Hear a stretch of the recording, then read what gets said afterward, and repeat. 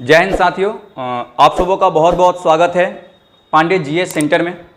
आज हम लोग देखने वाले हैं एक नए टॉपिक को जो हमारे गंगा नदी तंत्र और ब्रह्मपुत्र नदी तंत्र से संबंधित है।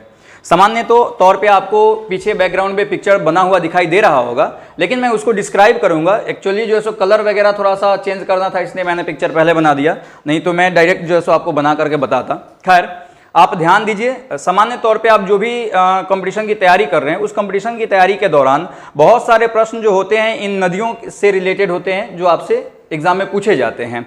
आपके सामने स्क्रीन पे बहुत सारी चीज़ें दिखाई दे रही है, आपको समझ में आ नहीं रहा होगा कि कौन कहाँ से शुरू हो रहा है, कौन कहाँ पे ख़त्म हो रहा है, लेकिन मैं आपको यहाँ से बताते चलूँगा कि कौन कहाँ से शुरू हो रहा है और कौन कहाँ से ख़त्म हो रहा है। चलिए, सबसे पहले आप देखिए, यहाँ जो दिख रहा है आपको, यह गंगोत्री ग्लेशियर है। गंगोत्री ग्लेशियर, ग्लेशियर होता क्या है? तो ग्लेशियर जो होता है वह पर्वतों पर, पहाड़ों पर जो बर्फ के बहुत बड़े चट्टान होते हैं, बहुत बड़े बड़े चट्टान होते हैं, या बर्फ के जो बड़े बड़े पहाड़ होते हैं, उसी को हम लोग बोलते हैं क्या? उसी को हम लोग बोलते हैं ग्लेशियर। तो गंगोत्री जो है, यह ग्लेशियर आपको उत्तराखंड में है। उसके जस्ट बगल में आप देखिए, यहां पर दिख रहा है आपको एक शतोपत ग्लेशियर है। शतोपत ग्लेशियर, यह ग्लेशियर जो है उत्तराखंड में है। दोनों ही ग्लेशियर उत्तराखंड में है।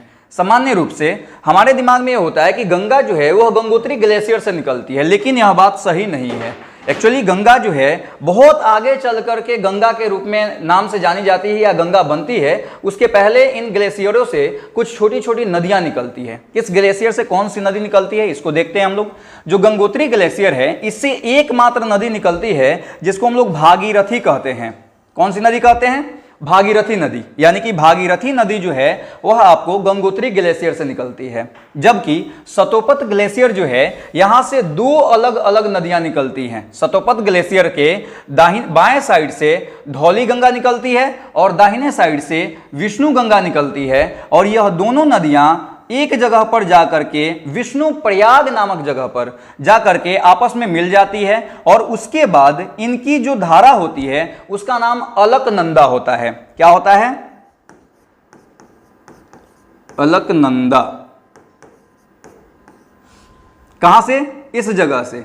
विष्णु प्रयाग जो है वहां से धौली गंगा और विष्णु गंगा के मिलने के बाद जिस नदी का निर्माण होता है उसको हम लोग अलकनंदा के नाम से जानते हैं। और अलकनंदा जब अपने पानी को लेकर के आगे बढ़ती है तो कर्णप्रयाग नामक जगह पर, ये जगह है कर्णप्रयाग, इस जगह पर एक और नदी आके मिलती है जिसका नाम है पिंडार नदी। पिंडार नदी अलकनंदा से कर्णप्रयाग नामक जगह पर आकर के मिलती है, और उस समय भी, मिलने के बाद भी जो इसकी धारा होती है, इसका नाम जो है अलकनंदा ही रहता है। फिर अलकनंदा इन तीनों नदियों के पानी को लेकर के आगे बढ़ती है, और आगे बढ़ने के बाद यह रुद्रप्रयाग नामक जगह पर इससे एक और नदी आकर के मिल जाती है जिसका नाम है मंदाकिनी। आप देख रहे हैं, ये मंदाकिनी की धारा मैंने बनाया है।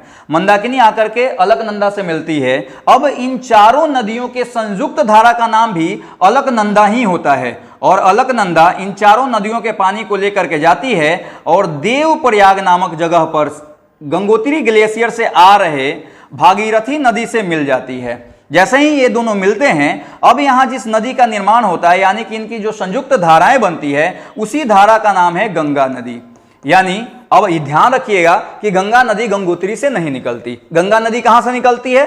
तो गंगा नदी जो है वह आपको देवप्रयाग नामक जगह पर, जब अलकनंदा और भागीरथी नदियां दोनों आपस में मिल जाती है, तब जिस नदी का निर्माण होता है उसी को हम लोग गंगा कहते हैं।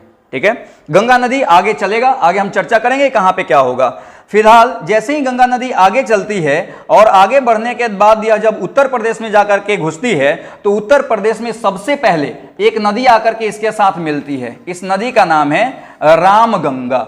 यानी अगर आपसे प्रश्न यह पूछ दिया जाए कि गंगा नदी की सबसे पहली सहायक नदी कौन सी है, तो गंगा नदी की सबसे पहली सहायक नदी जो है उसका नाम क्या है? उसका नाम है रामगंगा। ठीक है, रामगंगा गंगा नदी की सबसे पहली सहायक नदी है। जब उसके कुछ दूर आगे बढ़ते हैं, अब एक चीज और आपको समझाता हूं। नदियों को जब भी हम देख रहे हो तो एक चीज का हमेशा ख्याल रखिएगा कि नदियों को आप अपने दाहिने साइड की तरफ या बाएं साइड की तरफ आप पढ़ेंगे। नदी जो है दाहिने जा रही है या बाईं जा रही है, इस पे हम जो है सो थोड़ा सा फोकस करने की कोशिश करेंगे। अब सवाल यहाँ पे उठता है कि कैसे पता चलेगा कि नदी हमारे दाहिने तरफ जा रही है या हमारे बाएं तरफ जा रही है, कैसे पता चलेगा? तो ध्यान रखिएगा कि जिधर नदी का धारा है उधर की तरफ आप मुंह करिए और दाहिने हाथ की तरफ जो होगा उसका दाहिना तट और बाएं हाथ की तरफ जो होगा उस नदी का बायां तट होगा। ठीक है, इसके अनुसार गंगा नदी जो है हमारे मुख की तरफ जा रही है, तो जो नीचे वाला हैंड है, नीचे वाला साइड यानी कि ये वाली जो साइड है, ये साइड आपकी कौन सी तट हो गई? दाहिनी तट हो गई। और ऊपर से आने वाली जो साइड है यह बाएं तट हो गई। ठीक है, यानी गंगा नदी में सबसे पहले रामगंगा आके मिलती है उत्तर प्रदेश में। हालांकि यह उत्तर प्रदेश और उत्तराखंड के बॉर्डर सीमा बनाती है, ठीक है, लेकिन उत्तर प्रदेश की ही नदी मानी जाती है। तो रामगंगा आकर के जब गंगा नदी से मिलती है तो वह किस तट पे मिलती है? बाएं तट पर मिलती है। यानी ऊपर जो भी नदियों का चित्र बना हुआ है ये सारी नदियां गंगा नदी से बाएं तट पे मिल रही है, जबकि नीचे से जिस नदियों का आपको चित्र बना हुआ दिख रहा है वो सारी नदियां कहां से मिल रही हैं? गंगा नदी में। गंगा नदी में आकर के दाहिने तट से मिल रही हैं। क्लियर? अब आते हैं हम लोग, यहां एक और ग्लेशियर आपको देखने को मिल रहा है, इसका नाम है यमुनोत्री।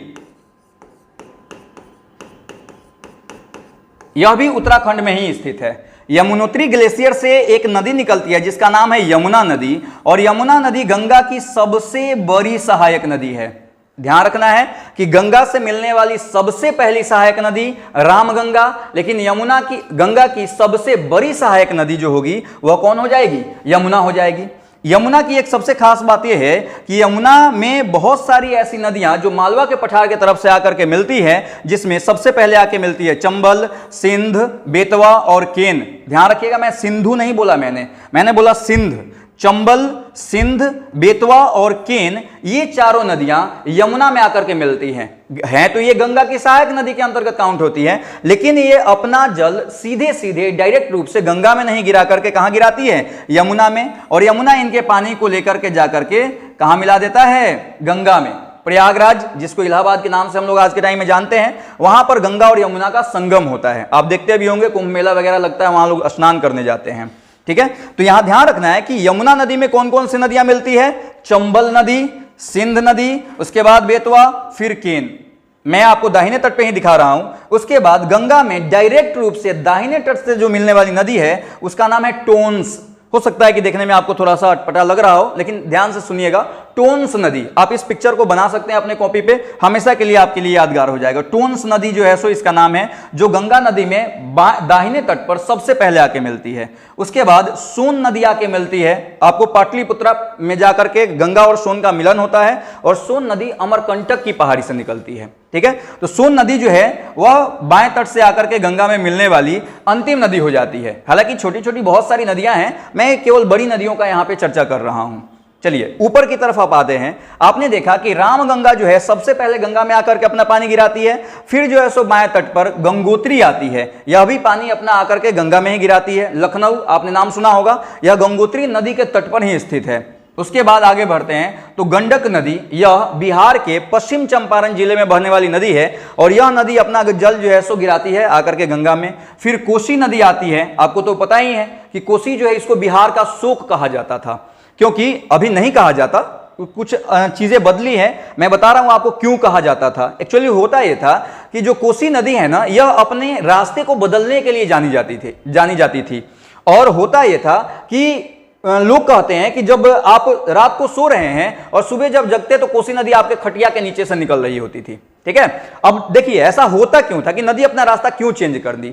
ध्यान रखिएगा कि जो भी पहाड़ी नदियां जब समतल मैदान में एंट्री करती हैं, जब समतल मैदान में प्रवेश करती हैं, तो उस दौरान होता क्या है कि पहाड़ों से वो बहुत अधिक मात्रा में अपने साथ अवसाद लेकर के आती हैं। अवसाद मतलब हुआ कि पत्थरों के टुकड़े, मिट्टी के टुकड़े वगैरह लेकर के बहा के लाती हैं, क्योंकि जब वो ऊपर से गिर रही होती हैं तो उनमें इतना ज्यादा फोर्स होता है कि बड़े बड़े चट्टानों को भी बहा करके लेके आ जाए। लेकिन जैसे ही वो समतल मैदान में आती हैं, अब उनके साथ समस्या ये हो जाता है कि वो समतल मैदान में जो है पूर्ण रूप से बह नहीं पाती, और उन पहाड़ों, चट्टानों या मिट्टियों के गादों को लेके नहीं बह पाती। तो क्या होता है कि आ रही है गादों को लेकर के, अपने मुहाने पे जमा कर दी। अब तो इसका मुंह बंद हो गया। अब क्या उपाय है? तो मुंह बंद हो गया, चूंकि पानी है तो पानी का स्तर धीरे धीरे बढ़ा और जैसे ही उसको बगल में रास्ता मिला बगल से होकर के गुजर गई। लेकिन खासियत यह है कि तो अभी भी गाद लेके आ रही है, तो यहाँ पे जमा कर दी, फिर जिधर रास्ता मिला उधर की तरफ निकल गई। तो इस तरह से जो सो नदियां आकर के समतल मैदान में बहना शुरू करती हैं और यही काम कोसी भी नदी भी किया करती थी। हालांकि अब बांध बना दिया गया है जिससे अब जो है सो यह अपने धाराओं को नहीं मोड़ पाती है। खैर, जब इसके आगे चलते हैं तो पश्चिम बंगाल में क्या होता है कि जो गंगा नदी है फिर से दो अलग अलग धाराओं में टूट जाती है। दो अलग अलग धारा में एक धारा दक्षिणवर्ती हो जाता है जिसको हम लोग कहते हैं हुगली नदी। एक्चुअली जो कोलकाता है वो हुगली नदी के तट पर ही स्थित है और आगे जो पूरब की तरफ धारा जाती है, इस धारा को सामान्य तौर पे हम लोग बोल लेते हैं कि ये गंगा की मेन धारा है, लेकिन इसका नाम जो है यह भागीरथी हो जाता है। क्या हो जाता है? भागीरथी। अब आपके दिमाग में आएगा सर 2 बार भागीरथी, बिल्कुल 2 बार भागीरथी। यहां भी इसका जो पूर्ववर्ती धारा है उसका नाम भागीरथी होता है और इस भागीरथी नदी से ही आकर के एक और नदी मिलती है जिसका नाम है महानंदा। ठीक है, जो पूर्ववर्ती नदी आकर के मिलती है इसके साथ। इसके बाद जब ये नदी आगे बढ़ती है तो आगे बढ़ने के साथ ही यह नदी क्या करती है, आगे बढ़ने के साथ ही यह नदी बांग्लादेश में प्रवेश कर जाती है। मैं जो लाइन दे रहा हूं इसको बांग्लादेश आप मानिए, इसके बाद बांग्लादेश है, बांग्लादेश में प्रवेश करती है और बांग्लादेश में प्रवेश करने के बाद इसका नाम जो होता है वह पद्मा होता है। ठीक है, क्या नाम होता है? पद्मा। यहां पे थोड़ा सा आपको हम रोकेंगे, ब्रह्मपुत्र नदी की भी हम लोग देख लेते हैं। जब आप उत्तराखंड के नजदीक देखिएगा तो एक आपको छोटा सा ग्लेशियर झील दिखाई देगा जिसको हम लोग मानसरोवर झील के नाम से जानते हैं। इसमें जो पानी आता है वो चेमा योंगडुंग ग्लेशियर से आता है और मानसरोवर झील से एक नदी निकलती है और यह नदी आगे बढ़ती है किसके साथ? किसके समानांतर? हिमालय के समानांतर। यह नदी जो है आगे बढ़ती है तिब्बत में और तिब्बत में इसको सांगपो के नाम से जाना जाता है। तिब्बत में किस नाम से इसको जानते हैं हम लोग? सांगपो के नाम से जानते हैं। उसके बाद यह नदी जो है आपको हिमालय की सबसे जो पूर्वी चोटी है नामचा बरुआ, उसके जस्ट पहले दक्षिणवर्ती होती है और फिर से आपको पश्चिमवर्ती हो जाती है। ठीक है, ये थोड़ा सा ज्यादा मुड़ गया। यह जो है नामचा बरुआ के पास से दक्षिणवर्ती होती है और प्रवेश करती है अरुणाचल प्रदेश में और अरुणाचल प्रदेश में इसको हम लोग जानते हैं दिहांग के नाम से। अरुणाचल प्रदेश में किस नाम से जानते हैं? दिहांग। उसके बाद यह असम में प्रवेश करती है और असम में इसको हम लोग ब्रह्मपुत्र के नाम से जानते हैं। फिर यह प्रवेश कर जाती है आपको कहां पे? बांग्लादेश में। फिर यह प्रवेश कर जाती है, ये लाइनिंग मैंने मान लीजिए बांग्लादेश है, बांग्लादेश में प्रवेश करती है। असम में इसका नाम क्या होता है? तो असम में इसका नाम होता है ब्रह्मपुत्र।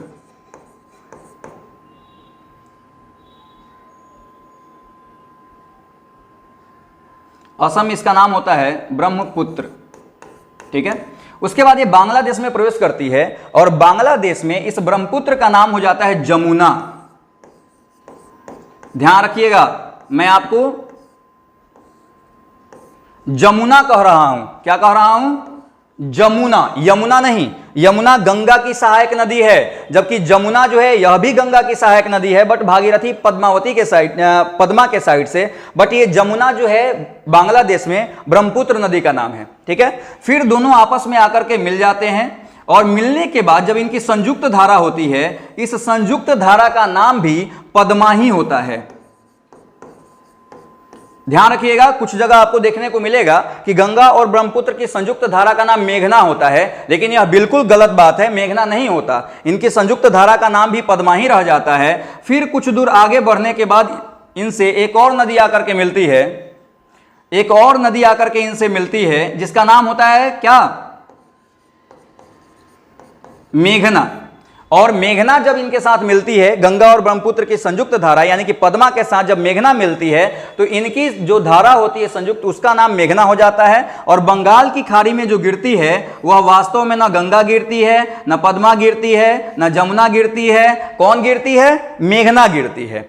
यानी बंगाल की खाड़ी में जो मुहाना बनाती है वह मेघना नदी बनाती है, ना कि पद्मा, जमुना और गंगा। ठीक है, उसके बाद आते हैं थोड़ा सा बैक साइड में। आपने यहां पे देखा था कि हुगली नदी जो है यह आपको गंगा की एक धारा दक्षिणवर्ती होती है और यह धारा भी आगे जब बढ़ती है तो इससे एक और नदी आकर के मिलती है जिसका नाम है दामोदर नदी।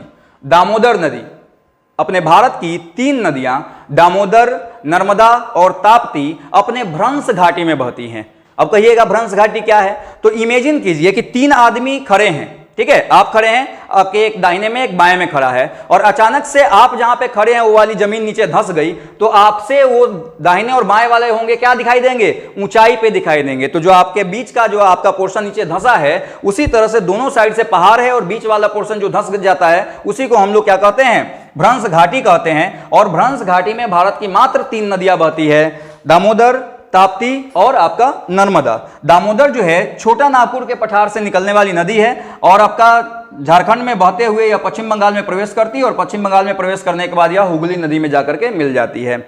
यह जो दामोदर नदी है इसको पश्चिम बंगाल का शोक कहा जाता था। हालांकि वहां पे भी बांध वगैरह बनाया गया है तो अब बहुत हद तक जो है सो कंट्रोल में है, बट ध्यान रखना है अगर पूछ दे कि बंगाल का शोक किसको कहते हैं तो दामोदर नदी, और आपसे अगर पूछ दिया जाए कि बिहार का शोक किसको कहते हैं तो कोसी नदी को। क्लियर?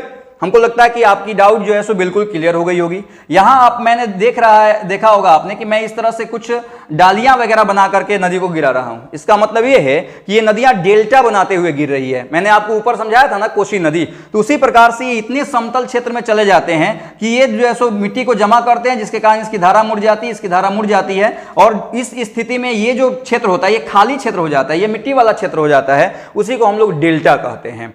ठीक है, मुझे लगता है कि आपको गंगा और ब्रह्मपुत्र नदी तंत्र जो है बहुत अच्छे से समझ में आ गया होगा। अगर आपको कुछ नहीं समझ में आया होगा या फिर कोई और नया टॉपिक आप चाह रहे हैं तो आप हमें कमेंट करेंगे, मैं आपको निश्चित रूप से बताऊंगा। ठीक है, और अब बाकी आपको पता ही है कि चैनल को सब्सक्राइब कर दीजिए, लाइक कर दीजिए और थोड़ा दोस्तों में शेयर करिए, और आप स्क्रीनशॉट ले सकते हैं। मैं थोड़ा सा हट जाता हूं। Thank you.